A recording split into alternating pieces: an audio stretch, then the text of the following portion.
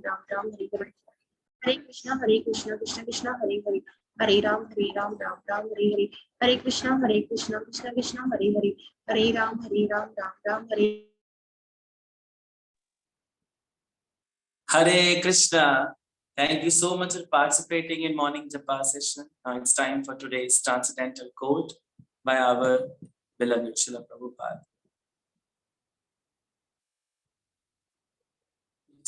So today is April 7th and today's quote is, when I eat mamsa, it means this animal also will eat me again. You can escape this life for life, that you cannot escape this life for life. That is the law everywhere. If you have murdered somebody, you must be killed also. You can escape the so-called state laws, but you cannot escape the laws of the material nature. Vrindavan अप्रैल 7, 1976। हिंदी में अनुवाद है, जब मैं मांस खाता हूं तो इसका अर्थ है यह पशु बाद में मुझे खाएगा, आप इससे बच नहीं सकते। जान के बदले जान, सर्वत्र यह नियम है। यदि आपने किसी की हत्या की है तो आपकी भी हत्या होगी। आप तथाकथित राज्य के कानून से बच सकते हैं, किंतु भौतिक प्रकृति के कानून से नहीं। वृंदावन 7 अप्रैल 1976। भक्तिवेदांत स्वामी श्रील प्रभुपाद की जय। So today I am available to do this explanation seva, so please bless me. वाञ्छाकल्पतरुभ्यश्च कृपासिन्धुभ्येव च पतितानां पावनेभ्यो वैष्णवेभ्यो नमः नमः। अनंत कोटि वैष्णव भक्त वृंद की जय, श्रील प्रभुपाद की जय। Yes, so in today's quote, Srila Prabhupada is talking about meat eating. Meat eating को प्रभुपाद कंडेम इसलिए कर रहे हैं क्योंकि धर्म का जो पहला स्तंभ है ना, वो अहिंसा है। श्री चैतन्य महाप्रभु बोलते हैं जीवेर दया। ये एक मनुष्य योनि पाए, मतलब मनुष्य योनि में जन्म लेने वाले व्यक्ति का ये लक्षण होता है कि उसको जीव पे दया करनी चाहिए, जीवेर दया। और धर्म का स्तंभ है अहिंसा। जब आप 4 रेगुलेटिव प्रिंसिपल्स की बात करते हैं तो सबसे पहला रेगुलेटिव प्रिंसिपल है क्या? Avoid meat eating. आपको मांस नहीं खाना है, मांसाहार से आपको परहेज करना है। मांसाहार इसलिए नहीं करना है, इससे आप में अहिंसा भाव जागृत होता है, करुणा का भाव जागृत होता है, कंपैशनेट होते हैं आप लोगों के प्रति। और ऐसा इसलिए है क्योंकि आपको पापों से बचने के बाद ही आप धर्म का पारायण कर सकते हैं। पाप कैसे? प्रभुपाद बोलते हैं मांस का मतलब है, इसमें 2 शब्द हैं। पहले तो मांस में 2 शब्द हैं। पहला शब्द है मम और दूसरा है सा। मम सा। मम मतलब मेरे जैसा, मेरा मतलब मैं जैसा हूं। सा मतलब वैसा ही। तो मेरे जैसा जैसा तुम कर रहे हो मेरे साथ, वैसा तुम्हारे साथ भी मैं करूंगा। इट मीन्स मम सा, मेरे जैसा। जैसा तुमने मुझे खाया है फ्राई करके, जैसा तुमने मुझे खाया है रोस्ट करके, जैसा तुमने मुझे खाया है सब्जी बना के, वैसे मैं भी तुम्हें खाऊंगा। जान के बदले जान, ये प्रकृति का नियम है। प्रभुपाद कह रहे हैं तथाकथित किसी राज्य के कानून से आप हत्या करने के बाद भले बहुत कानूनी दांव पेच लगाकर हत्या से बच जाएं। किसी की हत्या अगर आप कर दें किसी राज्य के कानून के अनुसार, तो आप भले ही बच जाएं, बहुत सारे कानूनी दांव पेच लगाकर। हो सकता है आपको उम्र कैद की सजा मिल जाए, मृत्यु की सजा ना मिले, बट ये जो प्रकृति है इसके कानून के अनुसार मृत्यु के बदले मृत्यु ही मिलेगी, जान के बदले जान। अगर आपने किसी की जान ली है तो आपकी भी जान जाएगी। यानी जितने लोग भी मांसाहार कर रहे हैं वो जरूर किसी ना किसी योनि में उसी जीव द्वारा भक्षित किए जाएंगे। दैट इज ममसा, मेरे जैसा। जब किसी जीव को खा रहे होते हैं या उसकी हत्या कर रहे होते हैं अपनी अपनी तुष्टि के लिए, है ना, सिर्फ अपनी जबान के टेस्ट को सेटिस्फाई करने के लिए, तो वो कह रहा होता है ममसा, तुम मुझे काट रहे हो, you are taking my life, one day I will take your life. Definitely, this is written in Vedas, scriptures. It is true. This is the law of nature. Law of nature cannot be changed by any person. भगवान भी नहीं बदलते प्रकृति के rules को। जो प्रकृति के नियम है वो यहाँ वैसे ही वैसे चलेंगे, इनको आप बदल नहीं सकते। बहुत सारे लोग सोचते हैं कि हम मांस नहीं खाएंगे तो बहुत सारे जीवधारियों की जनसंख्या बढ़ जाएगी। आपकी के किसी भी जीवधारी मतलब किसी भी मनुष्य के पास जाइए और उससे बोलिए प्लीज आप मीट ईटिंग मत करिए, तो वो बोलते हैं अगर हम खाएंगे नहीं तो इनकी जनसंख्या बढ़ जाएगी, है ना। उनसे सीधा सवाल ये पूछना चाहिए, क्या आपने इनकी जनसंख्या बढ़ाने के प्रति कोई रिस्पॉन्सिबिलिटी है? मतलब आप इसके पीछे के कारण है क्या? क्या जीवों को जीवन देने वाले कारण आप हैं? आप हैं तो मार सकते हैं, आप हैं तो मार सकते हैं। कौन बोलता है अहम बीज प्रदापिता? That is Krishna. कृष्णा 14वें अध्याय के 4थे श्लोक में बोलते हैं, सर्व योनिषु कौन्तेय अहम बीज प्रदापिता।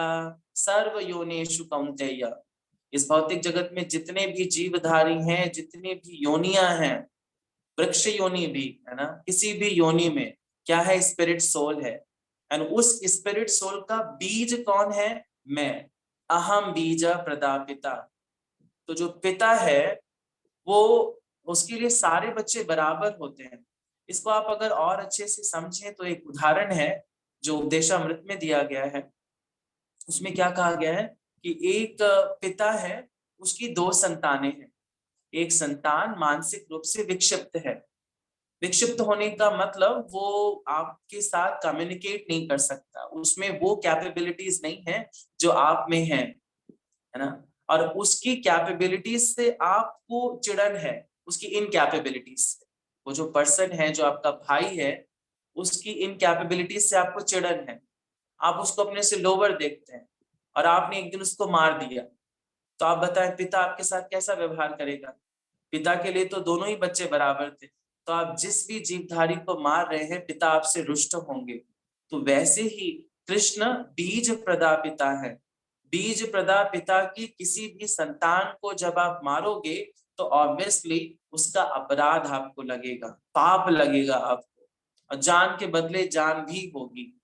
बहुत सारे लोग इसमें सवाल पूछेंगे, जब भगवान कह रहे हैं सर्व योनेषु कौन्तेय, तो वृक्षों में भी तो हुआ, वेजिटेरियन फूड में भी तो सोल्स हुई। सो वेजिटेरियन फूड में भी अगर हम खा रहे हैं तो पाप लगेगा। यस, वेजिटेरियन फूड खाने से भी पाप लगेगा, क्योंकि उसमें भी एक जीव हत्या हो रही है।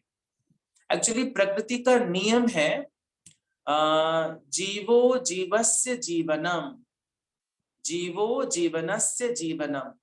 मतलब जो जीव है उसका जीवन है क्या? किसी जीवन को लेना, अदरवाइज वो इस प्रकृति में जी नहीं सकता। जीवो जीवनस्य जीवनम के प्रकृति के नियम को आप बदल नहीं सकते। लेकिन जब आप वेजिटेरियन फूड भगवान को ऑफर करते हैं, देन भगवान क्या कहते हैं? सर्वधर्मान परित्यज्य, मैं सर्वधर्मान परित्यज्य माम एकम शरणम व्रज अहम त्वं सर्व पापेभ्यो मोक्षयिष्यामि मा शुचा। देन जब चीजें भगवान को आप सरेंडर कर देते हैं, this is only vegetarian food. Why? Because this is recommended. क्योंकि वो बद्ध है, वो मूव नहीं कर पा रहे। सो मूव नहीं कर पा रहे हो, साथ ही साथ उनके पास एक ऐसे प्रोसेसेस हैं जिनसे वो फ्रूट्स उगाते हैं, वो फ्रूट्स अपना बना सकते हैं। जैसे आपने किसी प्लांट की बात करी तो प्लांट में फ्रूट्स आ रहे हैं, तो वो fruits actually gift of Krishna है। When you offer it to the Krishna, Krishna will take it. तब आप आपके भागीदारी नहीं होंगे। भगवान क्या बोलते हैं भगवत गीता में? पत्रम पुष्पम फलम तोयम यो मे भक्ता प्रणश्यति। पत्रम मीन्स वेजिटेबल्स, लीफ, है ना। पुष्पम मीन्स कोई भी फ्लावर, जैसे गोभी का फ्लावर, है ना। पत्रम पुष्पम फलम, कोई भी फल, आम का फल, सेब का फल। भगवान बोले ये मैं एक्सेप्ट करता हूँ, just offer it to me. That means this is the law maker recommendation. Law maker है कौन? कृष्णा। कृष्णा रेकमेंड कर रहे हैं this this this you can have this in material world by offering to me. अगर आप ये चीजें मेरे को अर्पित करते हो, then you are eligible to take it and you will be free from all the पाप, है ना। तब पाप नहीं लगेगा, क्योंकि इन चीजों को लॉ मेकर ही रेकमेंड कर रहा है। लॉ मेकर ये नहीं रेकमेंड कर रहा है कि इस जीव का मांस आप खा सकते हैं, इस जीव का मांस आप खा सकते हैं। तो मांस का मतलब तो ममसा, जीव मरते मरते अपनी आखिरी इच्छा में ये बोलता ममसा, जैसा तुमने मेरे साथ किया मैं भी तुम्हारे साथ ऐसा करूंगा, जान के बदले जान।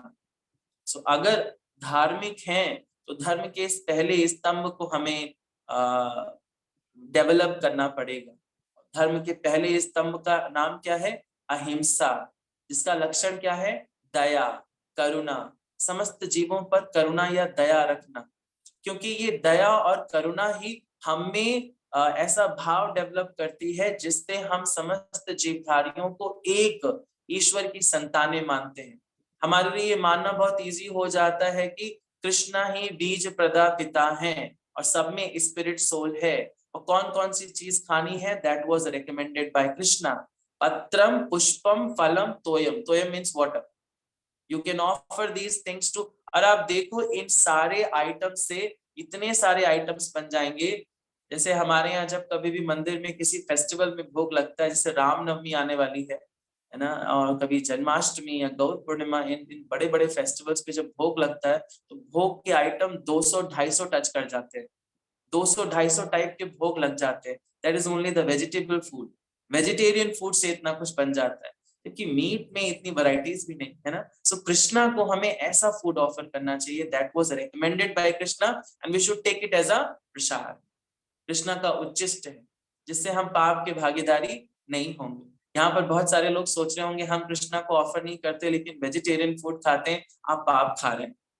तब आप पाप खा रहे हैं। आप वेजिटेरियन हैं, प्योर वेजिटेरियन हैं, वीगन हैं, लेकिन आप भगवान को ये ऑफर नहीं कर रहे हैं तो आप पाप खा रहे हैं।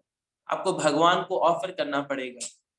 पिता ने हमारे खाने के लिए बहुत सारी वस्तुएं दी हैं, लेकिन एक पिता को जब उसका बेटा उसी की दी हुई वस्तु को जस्ट दिखाता है, प्लीज टेक इट पापा, तो पापा को बहुत ज्यादा खुशी होती है और रेकमेंडेशन देते हैं, वो ब्लेसिंग देते हैं कि yes you have appreciated me. So that is the only thing we have to do for Krishna.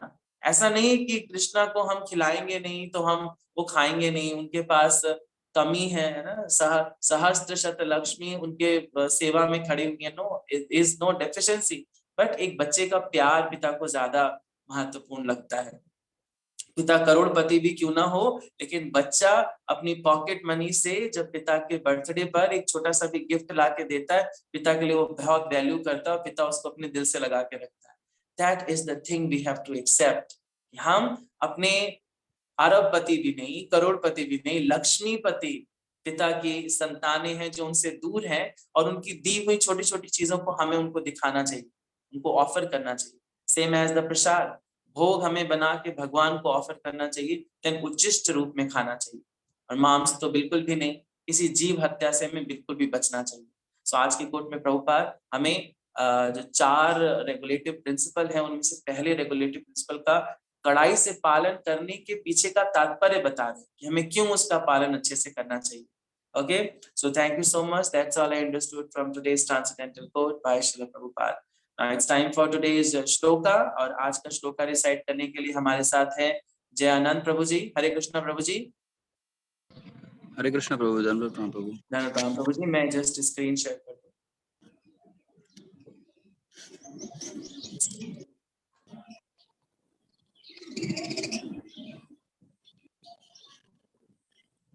हाँ जी, डिसाइड करिए प्रभु जी।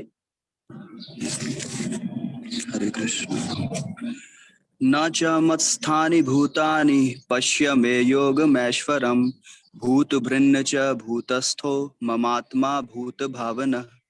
न च मत्स्थानि भूतानि पश्य मे योगमैश्वरम् भूतभृन्न च भूतस्थो ममात्मा भूत भावनः। न च मत्स्थानि भूतानि पश्य मे योगमैश्वरम् भूतभृन्न च भूतस्थो ममात्मा भूत भावनः। शब्दार्थ। तथापि मेरे द्वारा उत्पन्न सारी वस्तुएं मुझ में स्थित नहीं रहती। जरा मेरे योग ऐश्वर्य को देखो। यद्यपि मैं समस्त जीवों का पालक भरता हूँ और सर्वत्र व्याप्त हूँ, लेकिन मैं इस विराट अभिव्यक्ति का अंश नहीं हूँ, क्योंकि मैं सृष्टि का कारण स्वरूप हूँ।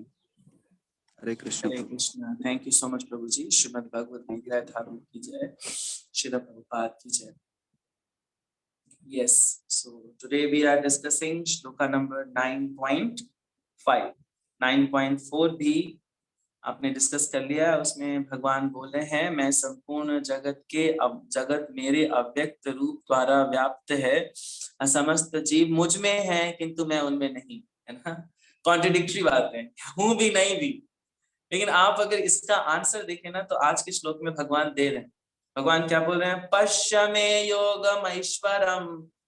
पश्य मीन्स देखो, में मतलब मेरे, योगम ऐश्वरम इस मेरे ऐश्वर्य को देखो कि मैं क्या कर सकता हूँ। कृष्णा की जो ये शक्ति है ना, इसको अचिंत्य शक्ति बोलते हैं। अचिंत्य means out of speculation, you can not speculate. है भी नहीं भी दो बात है ना, कृष्णा है भी और नहीं भी। सो इन दोनों बातों को अगर आप समझे तो आज के श्लोक में भगवान उसका आंसर बिल्कुल क्लियर कर दे रहे हैं। क्या बोल रहे हैं? नाचा मतस्तानि भूतानि पश्य में योगमैश्वरम भूत भ्रन्न च भूतस्थो ममात्मा भूत भावना। बोल रहे हैं मैं समस्त तथापि मेरे द्वारा उत्पन्न सभी वस्तुएं मुझ में स्थित नहीं रहती।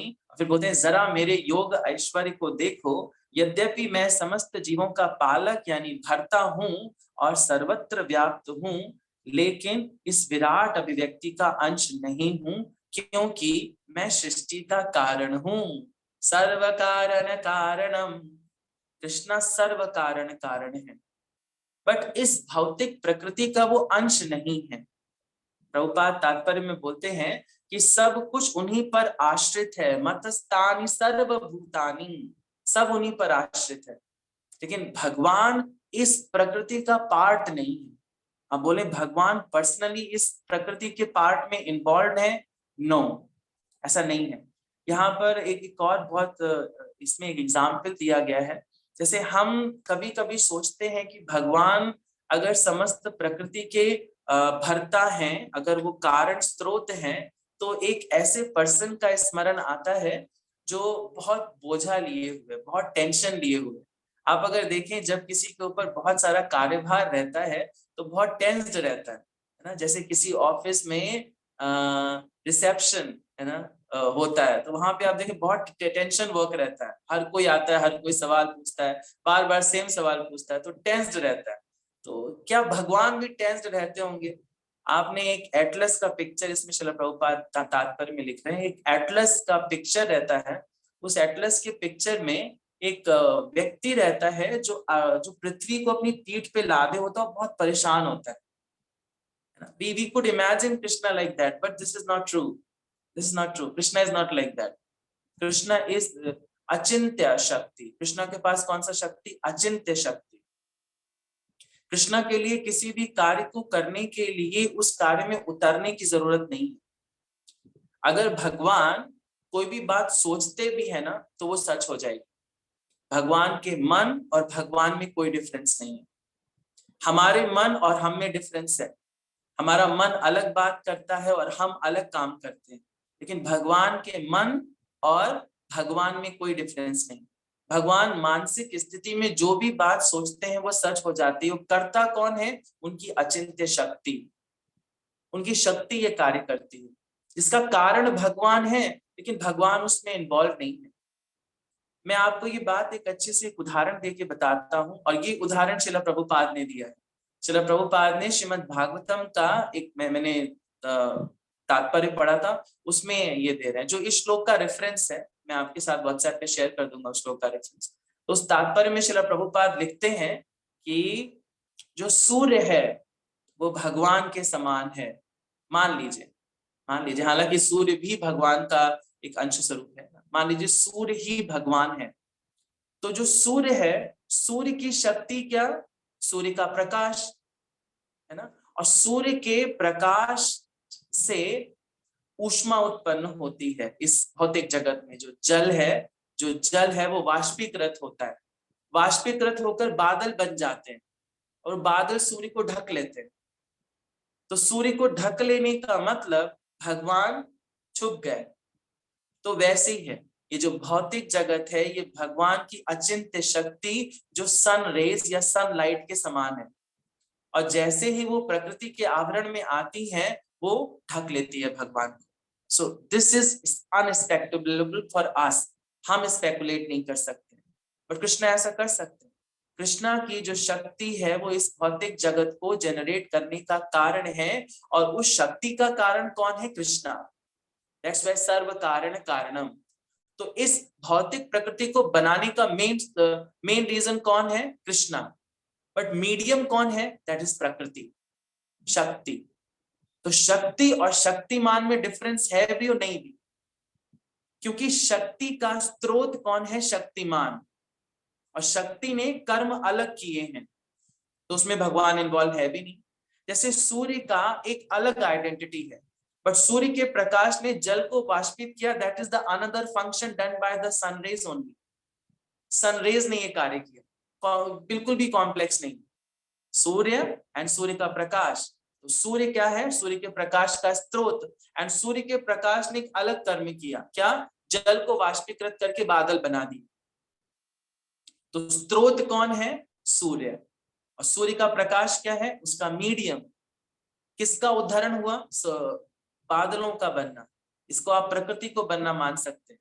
तो समस्त जीवधारियों के जो भरता है वो एक्चुअली में कृष्ण है, लेकिन कृष्ण ये काम डायरेक्टली नहीं कर रहे हैं।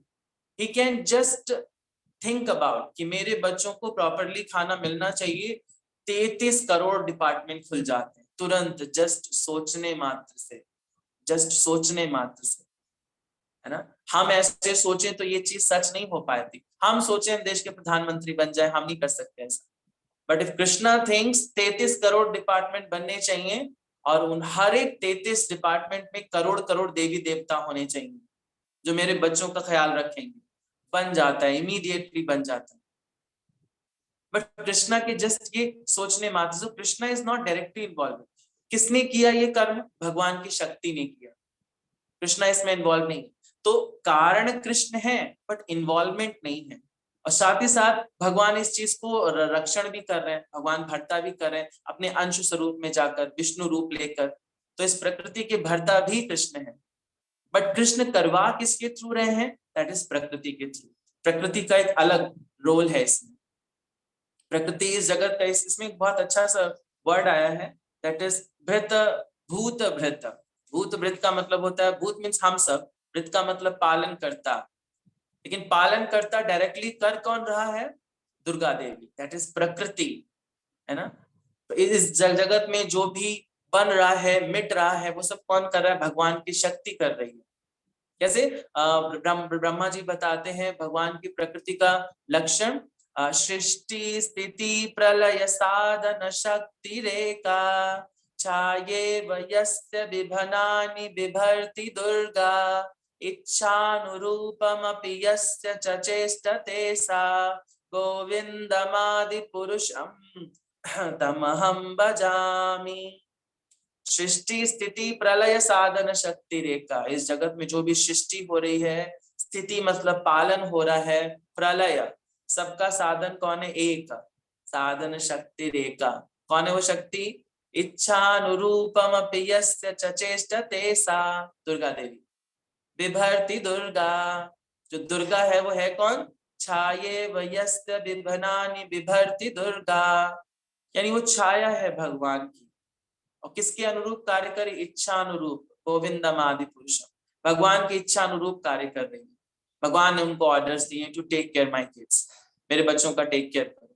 तो she is doing her duty very well under the instructions of Krishna. So who is the source of this energy? That is Krishna. वही भगवान बोल रहे हैं कि मैं इस सृष्टि का भूत भावना, यानी मैं सर्व कारण कारण हूं।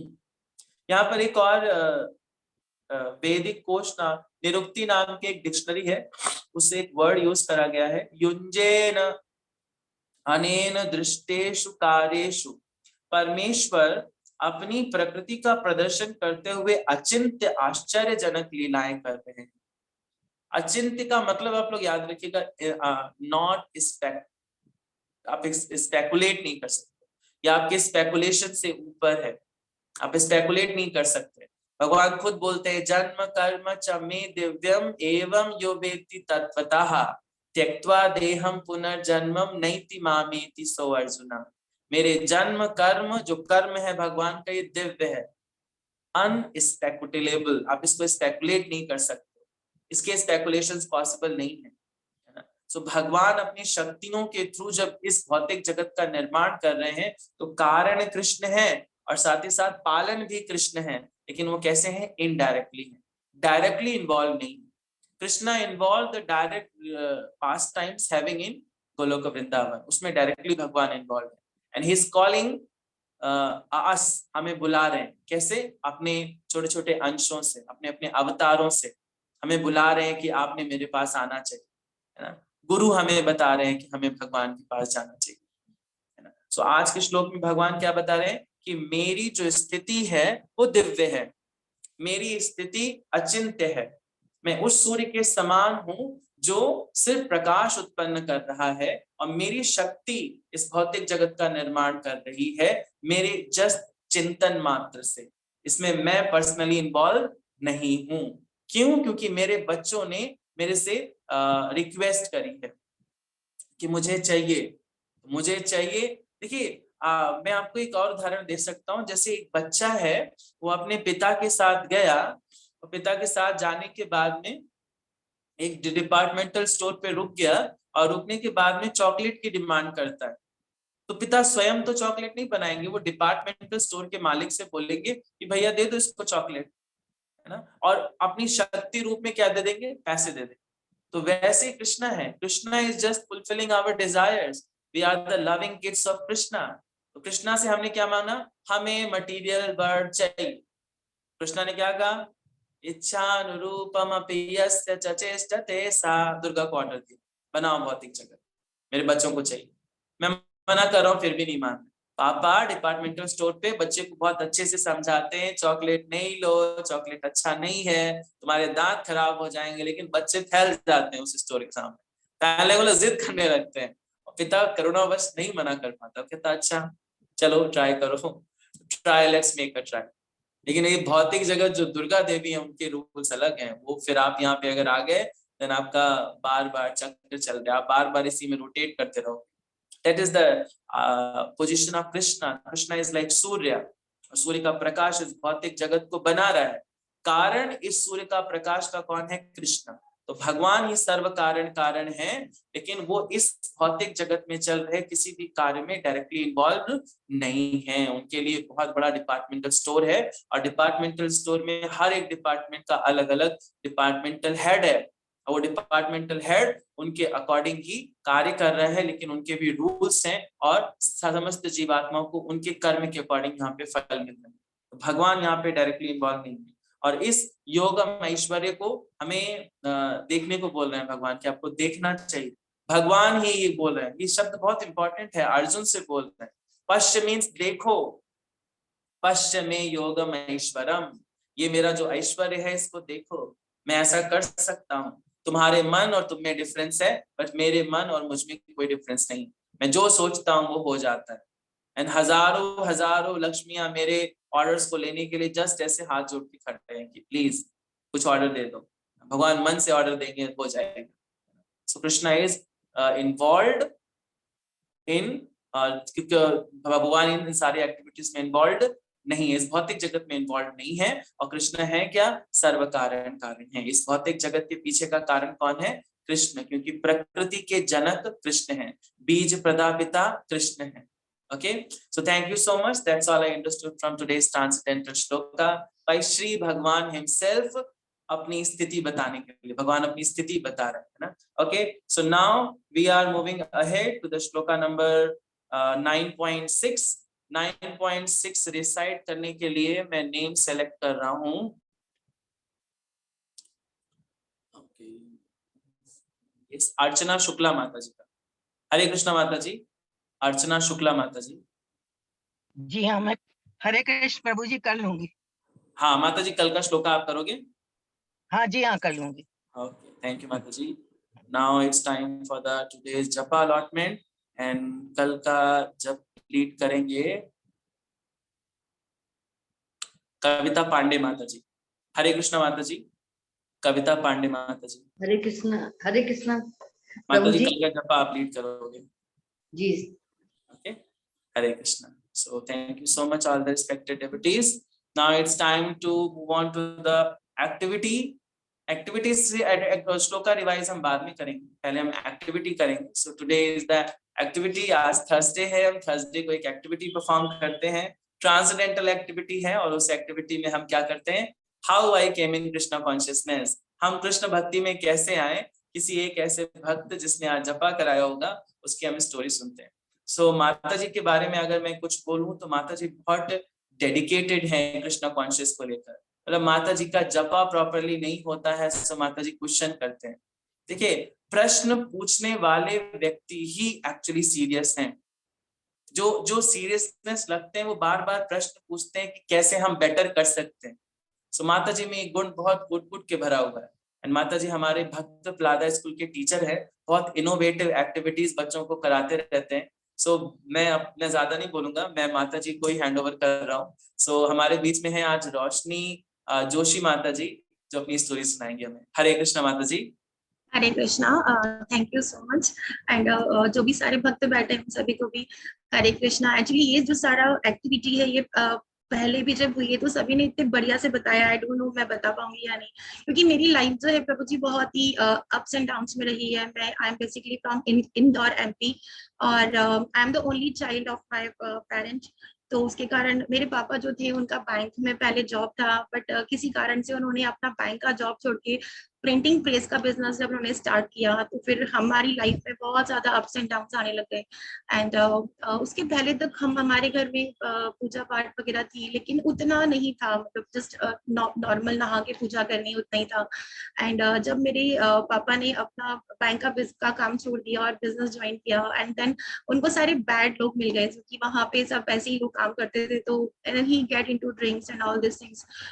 उसके कारण घर का माहौल बहुत ज्यादा बिगड़ गया मेरे. और फिर मेरे बाद में जब मेरे एक भाई हुआ तो मेरा जो भाई था वो भी वन ईयर रहा, देन ही डाइड. उसके कारण से मेरी मम्मी पूरी मतलब मेंटली पूरी चेंज ही थी, वो कभी बात नहीं करती थी ज्यादा. और मेरे पापा भी जो है वो, क्योंकि उन्होंने बहुत प्रिंटिंग प्रेस के जो मशीन्स होते हैं वो काफी कॉस्टली आते हैं, and then he purchase that. और फिर उनको लगा कि नहीं, इसमें तो काफी मतलब 24 आवर्स खड़े खड़े वाला काम है. तो उनसे वो काम नहीं हुआ. देन ही क्विट और फिर उन्होंने सब सामान भी बेच दिया. Then he went into the job. फिर उन्होंने प्रिंटिंग प्रेस में जॉब शुरू किया. Then we came into own house with rented house. ऐसा हो गया हमारे साथ. और फिर उसके कारण से मैं बहुत ज्यादा रहती थी डिस्टर्ब. एंड फिर मेरे पापा और मेरी मम्मी का भी ऑलमोस्ट ये सब चीजें होती रहती थी घर में. और जैसे जैसे मैं बड़ी होती गई तो मुझे तो सभी ने यही बोला कि लाइफ में दो ही चीजें काम आती है, पैसा और पोस्ट. तो मेरे स्कूल में, मेरे कॉलेज में मैंने सब यही सीख के मैं हुई हूँ बड़ी कि you have to earn, you have to do something, you have to prove yourself. तो उसके कारण फिर मैं हमेशा मैंने 10th करने के बाद से फिर मैंने खुद का छोटा मोटा बिजनेस शुरू किया, या फिर बच्चों को घर में ट्यूशन देना शुरू किया. और खुद की पढ़ाई के साथ साथ मैं पार्ट टाइम जॉब्स वगैरह भी करती थी, so that I can support my parents. ऐसे करते करते फिर जब मैं 21 की हुई, देन फिर मेरी मैरिज के लिए सब लोगों ने बोलना शुरू किया. तो फिर क्योंकि मैरिज में भी even everything I have done, मैंने खुद ने ही कार्ड वगैरह सिलेक्ट करके जो भी सब बॉयज का काम था, because I don't have any brother, तो वो सब भी काम मैंने ही किया. इवन शादी की जो बातें होती हैं that also I have done. तो मुझे ऐसा लगता था कि मतलब ये सब कुछ नहीं है, आप जो पूजा पाठ कर रहे हो उससे क्या फर्क है, आपको आपकी जो कर्मा है वो ही मेन है. You have to do by yourself. तो यही सब सुनते हुए मैं बड़ी हुई हूँ. लेकिन उसके कारण ना जब फिर मेरा जब after marriage and I got settle, तो फिर मेरे पेरेंट्स को भी मैंने सपोर्ट करना शुरू किया. बिकॉज मेरे पापा को फिर मैंने बोला, पापा अब आपसे नहीं हो रहा है वर्क वगैरह, तो आप घर में बैठिए. और फिर उनको भी मैंने घर में बिठाया. और फिर मैंने यहाँ पे मुझे अच्छा जॉब मिल गया. मैं कॉलेज में पढ़ाती हूँ, आई टीच कॉमर्स में, अकाउंट्स मेन है मेरा. और मेरी शादी के बाद भी मैंने 10 आवर्स का जॉब, उसके बाद में भी मैंने ट्यूशन क्लास में पार्ट टाइम में भी मैंने पढ़ाना शुरू किया. बिकॉज मेरे माइंड में वही था कि earning money is only the main thing. तो वो मैंने फिर पेरेंट्स को सपोर्ट किया. देन धीरे धीरे मुझे बोलने लगी कि तुम बहुत बढ़िया कर रही हो, तुम अपने पेरेंट्स को देख रही हो, बहुत अच्छे से कर रही हो. फिर उसके बाद में लेकिन मुझे कहीं ना कहीं मिसिंग ही था कि लाइक मैं क्या कर रही हूँ, मुझे कोई ना कोई गुरु चाहिए था. तो उसके लिए एक्चुअली मेरे घर में पहले आसाराम जी जो है उनका बहुत ज्यादा करते थे मेरे घर में. तो मैंने उनसे थोड़ा सा मैंने कनेक्ट किया. तो हम सुबह सुबह उठ के गाते थे, मधुर मधुर नाम जय जय जय Shri Asharam and all this things. उनका बड़ा सारा फोटो भी था, लेकिन उनका मुझे कुछ कनेक्ट नहीं हुआ. बिकॉज ही यूज्ड टू से ओनली कथा एंड कुछ कनेक्शन नहीं है, और फिर उनके बाद में तो वी नो दैट साथ क्या हुआ। तो वो सब हुआ, फिर मैंने छोड़ दिया, मैंने बोला नहीं ये तो कुछ भी नहीं है। देन जब मैं यहाँ पे कॉलेज में आ गई और जब मैं जॉब करने लगी, तो मेरी फ्रेंड जो है उन्होंने बताया कि सहज योग करके एक बहुत अच्छा है, और एक माता जी हैं जो बहुत अच्छा सिखाती हैं। एक्चुअली वो माता जी अभी है नहीं, लेकिन उनके जो लोग हैं वो सब एक रूम में बैठते हैं और कुछ सहज योग करते हैं, तो मैंने उसको ज्वाइन किया। तो वहां पे they used to play a tape and फिर वो बंद वगैरह लगाओ ये सब, पर मुझे समझ में नहीं आया कि मैं किससे कनेक्ट करूं। मैं भी, मेरे मन में जो ये सारी बातें हैं कि लाइक मैं, मुझे इतना हार्ड वर्क क्यों करना पड़ रहा है, मैं इतना ज्यादा मेहनत कर रही हूँ, लाइक ये सब चीजें हैं, मतलब I was not happy in my life, तो मैं क्या करूँ। तो वो फिर मैंने लीव कर दिया। Then I join Art of Living का मैंने बहुत सारे कोर्सेज किए। I have done basic course and part course मैंने किया, संयम कोर्स मैंने किया, और काफी सालों तक मैंने आर्ट ऑफ लिविंग में मैंने काम किया है। अभी भी बहुत सारे होते हैं कोर्सेज, तो हम लोग जाते हैं, और अभी नहीं, जस्ट अभी कुछ कोविड के पहले तक, एंड फिर लोगों को बताना। और उसमें जब हम लोगों को लॉन्ग क्रिया जब हमारी होती थी सोहम, तो वो मैंने किया, उससे मेरे को थोड़ा सा सत्वा आया, मतलब from rajas I came to सत्वा। और फिर उसके बाद में भी मुझे लाइक ये था कि क्योंकि किसी ने भी ना, मतलब वहां पे भी ये था कि just be good do good, आप कैसे लोगों को हैंडल करो, आपका दिमाग कैसे आप काम रखो, आप कैसे शांत रहो, आपके थॉट्स कैसे शांत करो, यही सब था। तो वो फिर थोड़ा मुझे कामनेस आया, फिर मैंने जो अपना एक्स्ट्रा वर्क था वो मैंने क्लोज कर दिया कि एक जॉब ही बहुत है, मैं ज्यादा काम नहीं करूंगी, और मैं जितना है उतने में ही मुझे बहुत है।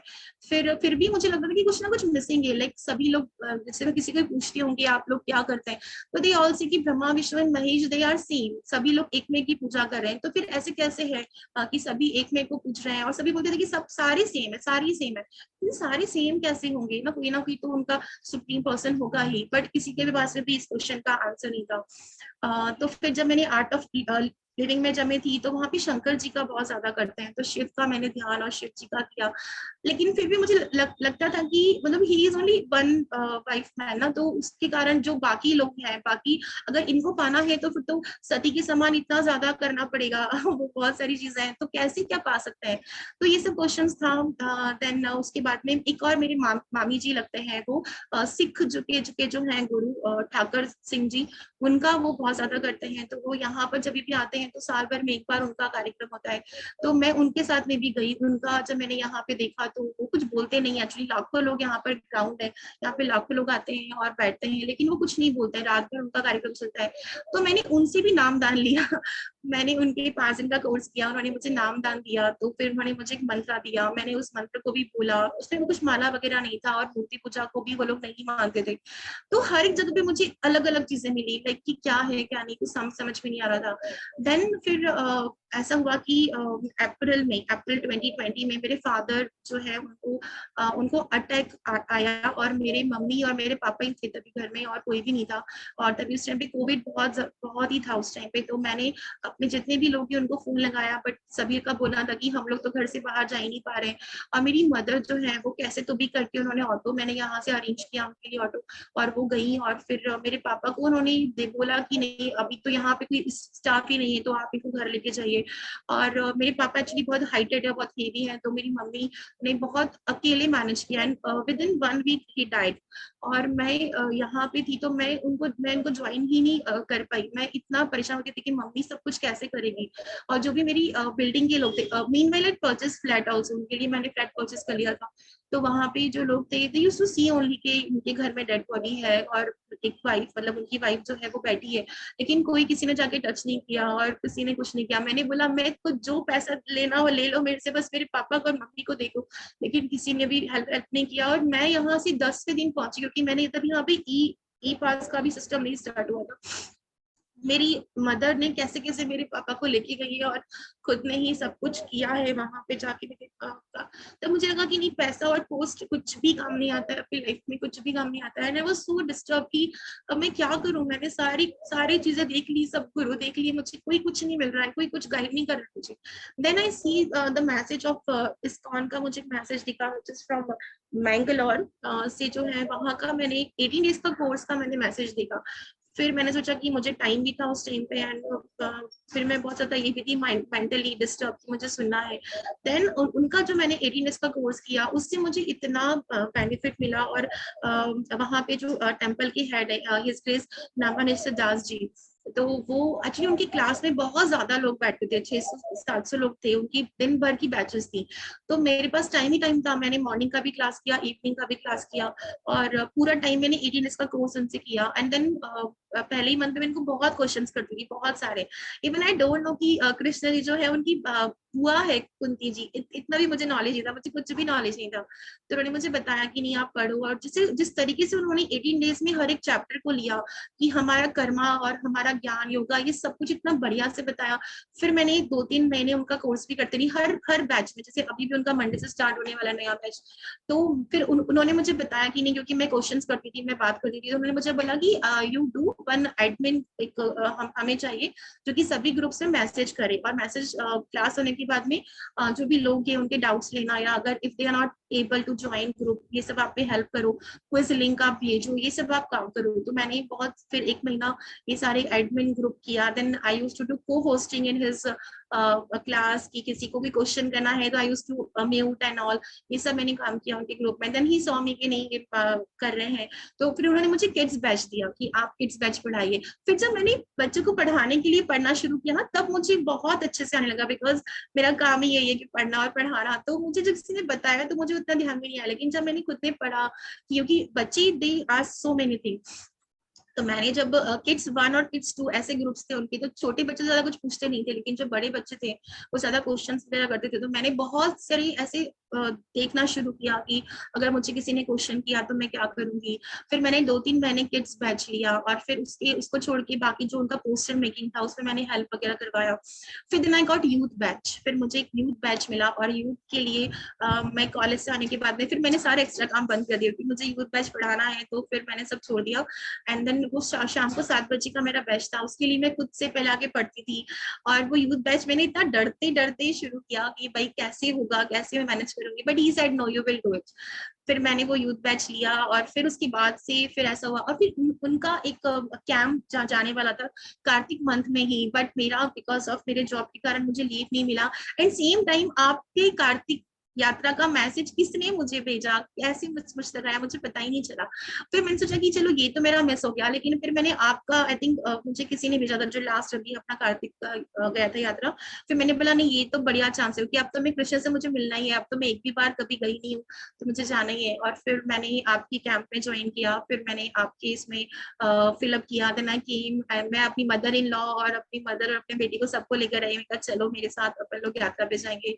फिर वो हुआ, फिर उसके बाद से तब से मैं I am connected with you also, और वहां पे भी मेरा कनेक्शन है।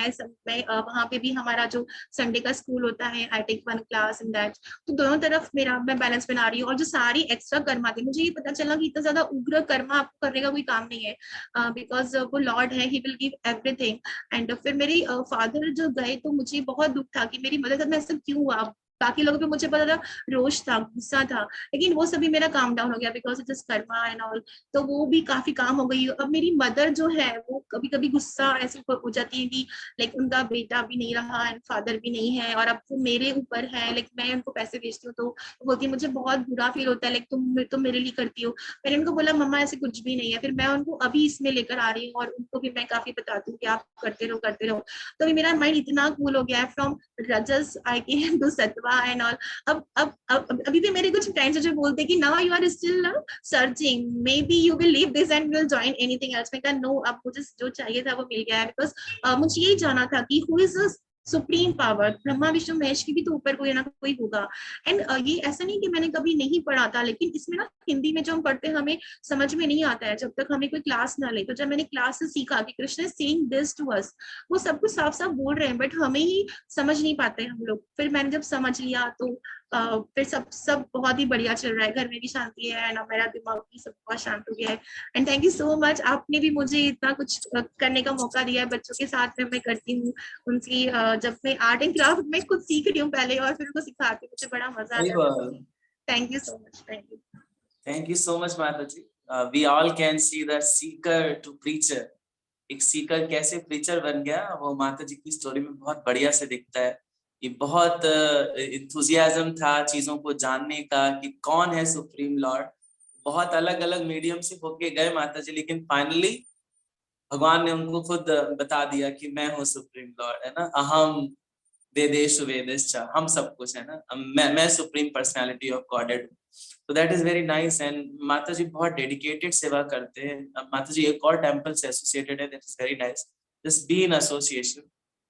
एंड प्रश्न पूछना एक्चुअली एक बहुत अच्छा लक्षण है। जो प्रश्न पूछता है, जो सीकर होता है, वो एक्चुअली एक बहुत अच्छा स्टूडेंट बनता है। जो स्टूडेंट अच्छा बनता है वो एक दिन टीचर बनता है। एक्चुअली श्रील प्रभुपाद बोलते थे प्रचार ही सार है। तो प्रचार आप सबको करना है, आप सबको उसके लिए पढ़ना पड़ेगा, आप सबको उसके लिए प्रश्न पूछने पड़ेंगे, जैसे माता जी ने शुरुआत करी। थैंक यू माता जी for giving us your association and please bless us so that we could also little grow in Krishna consciousness. Thank you so much. Hare Krishna. Yes, so now it's time to have some question answers, so we can end up the session here. Thank you so much. Hare Krishna. Srila Prabhupada ki jai.